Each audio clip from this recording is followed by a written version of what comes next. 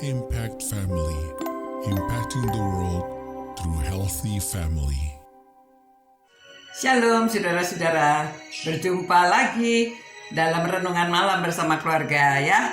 Saudara-saudara, kita bersyukur ya atas pemeliharaan Tuhan, penyertaan Tuhan, kasih karunia Tuhan yang selalu menyertai kita sampai saat ini. Saudara, kita akan merenungkan firman Tuhan dari Kisah Para Rasul pasal 5. Kita lanjutkan bagaimana rasul-rasul yang sudah dipenuhi oleh Roh Kudus itu terus bersaksi, mengajar firman Tuhan, dan semakin banyak orang yang datang percaya kepada Tuhan. Nah, karena itu, saudara, ayat 17 mengatakan, akhirnya mulailah imam besar dan pengikut-pengikutnya, yaitu orang-orang dari mazhab Saduki, bertindak sebab mereka sangat iri hati. Nah, karena iri, apa yang dilakukan, saudara?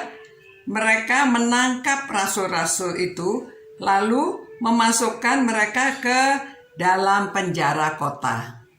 Saudara, mereka iri karena apa? Karena banyak orang yang mengikut rasul-rasul ini, percaya pada Tuhan Yesus yang sudah mati namun dibangkitkan dan kemudian hidup bersama-sama dengan murid-murid dan kembali ke surga. Orang-orang Saduki itu tidak percaya dan tidak setuju akan ajaran-ajaran dari rasul-rasul itu, bahwa orang bisa dibangkitkan kembali, ya, bahwa Tuhan Yesus itu bangkit dan orang yang mati di dalam Tuhan nantinya juga dibangkitkan. Mereka tidak setuju.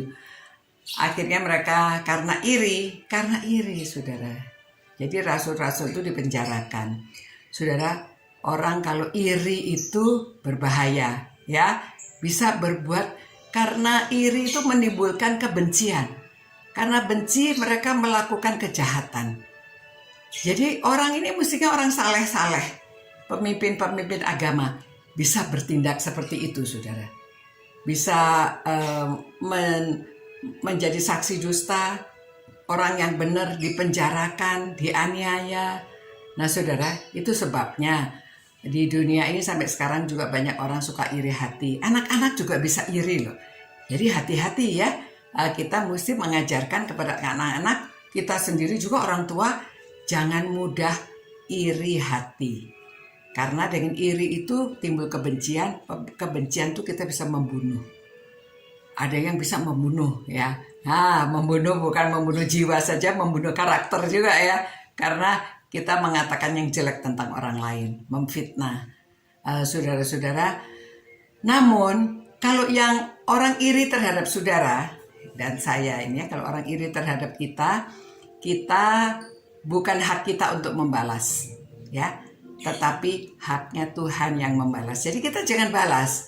Kita berdoa dan serahkan kepada Tuhan orang-orang yang iri kepada kita atau berbuat jahat kepada kita. Ya, bisa diceritakan seperti ceritanya Cinderella ya. Ini memang dongeng, tapi penulisnya itu ingin mengajarkan moral kepada anak-anak supaya mereka tidak iri hati, dan kalau ada yang iri terhadap mereka, ada yang akan menolong mereka. Ya, jadi ya kalau kita di dalam Tuhan, kalau ada orang iri, kita berdoa Tuhan yang akan menolong kita. Nah, saudara tahu ceritanya kan? Karena saudara tirinya itu iri sama Cinderella lebih cantik, halus. Lalu pada waktu ada pesta di istana, pangeran mau mengadakan pesta, semua orang di kota itu diundang. Wah, saudara tirinya tidak mengizinkan Cinderella ikut ya.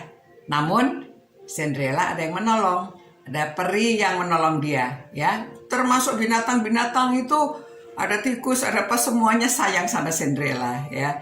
Jadi Cinderella ada suatu keajaiban yang diberikan. Waluhnya menjadi kereta dan pakaiannya jadi bagus, pakai sepatunya sepatu kaca.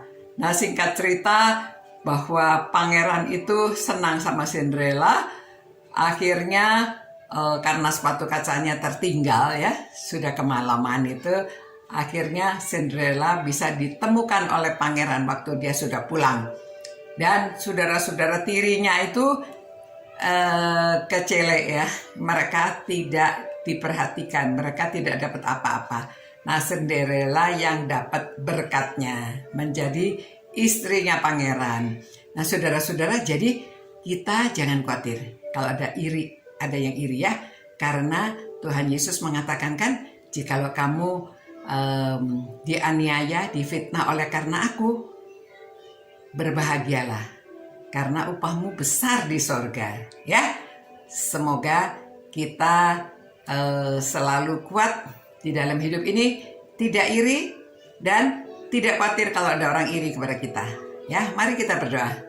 Tuhan, terima kasih Tuhan atas firman-Mu mengajarkan supaya kami kalau ada orang iri kepada kami akan tetap menyerahkan mereka ke dalam tangan Tuhan, karena pembalasan adalah hak-Mu ya Tuhan.